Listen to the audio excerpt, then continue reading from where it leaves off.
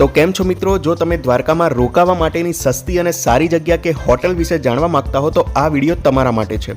મિત્રો જાણીશું તમામ ઇન્ફોર્મેશન, વિડીયોને એન્ડ સુધી જોવાનું ચૂકશો નહીં અને જો તમે ચેનલ પર નવા હો તો ચેનલને સબસ્ક્રાઇબ પણ કરી લેજો અને જો વિડીયો ગમે તો વિડીયોને લાઇક અને શેર કરવાનું પણ ભૂલતા નહીં। તો મિત્રો દ્વારકામાં તમને રોકાવા માટે બે ઓપ્શન છે। એક છે ધર્મશાળામાં તમે રોકાઈ શકો, ધર્મશાળા અથવા તો ભવન જે હોય છે એમાં તમે રોકાઈ શકો, અને બીજો ઓપ્શન છે લક્ઝરિયસ હોટલમાં। દ્વારકામાં તમને ઘણી બધી હોટલ મળી જશે। જો તમારે વધારે કમ્ફર્ટ કે લક્ઝરિયસ રીતે જો રોકાવું હોય, ફાઇનાન્શિયલી કોઈ ઇશ્યુ ના હોય તો તમે એ હોટલ્સમાં પણ રોકાઈ શકો। તો બંને વિશે આપણે જાણકારી મેળવીશું આ વિડીયોમાં। તો સૌથી પહેલાં આપણે વાત કરીએ ધર્મશાળાની। તો ધર્મશાળાની વાત કરીએ તો દ્વારકામાં તમને ઘણી બધી ધર્મશાળા મળી રહેશે, અને જે અત્યારે તમે જોઈ રહ્યા છો એ ઇસ્કોન ગેટનો એરિયા છે, જેની પાસે પણ તમને ઘણી બધી ધર્મશાળા કે ભવન મળી રહેશે। અમે જે જગ્યાએ રોકાયા હતા એ હતું ખોડિયાર ભવન, કે જ્યાં તમને એક રૂમ મળી જાય કે જ્યાં બેડ અને સામાન મૂકવાની વ્યવસ્થા હોય, તેમજ એક વોશરૂમ પણ હોય, તો જે ઇનફ છે। હવે એનું જે ભાડું હતું એ હતું 1000। 1 નાઇટ તમે 1000 રૂપીઝમાં રોકાઈ શકો। અહીંયા તમને એક્ટિવા પણ મળી રહેશે, જે પર ડે 500 રૂપિયા ચાર્જ કરે છે। તો એક્ટિવા લઈને તમે આખું દ્વારકા 1 કે 2 દિવસમાં કવર કરી શકો છો।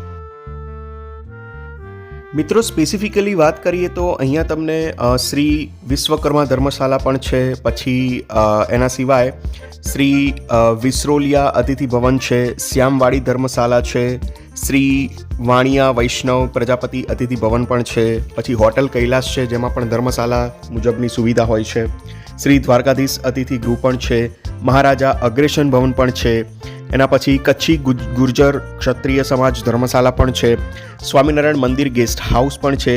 તો આ બધી જે ધર્મશાળા છે ત્યાં તમને 2 બેડ, 3 બેડ, 7 બેડ માટેના રૂમ મળી જશે। તેમજ જો તમે ગ્રુપમાં દ્વારકા ફરવા ગયા હો તો એના માટે ગ્રુપના લોકોને રોકાવા માટેનો હોલ પણ મળી જશે, જ્યાં તમને હોલમાં 30 લોકો, 40 લોકો, 70 લોકો મળી જશે, અને એ પ્રમાણે એનું ભાડું હોય છે। નોર્મલ રેન્જ આપણે વાત કરીએ તો છે 400 રૂપિયાથી લઈને 1000 રૂપિયા સુધી તમને અહીંયા ધર્મશાળામાં તમે રોકાઈ શકો છો।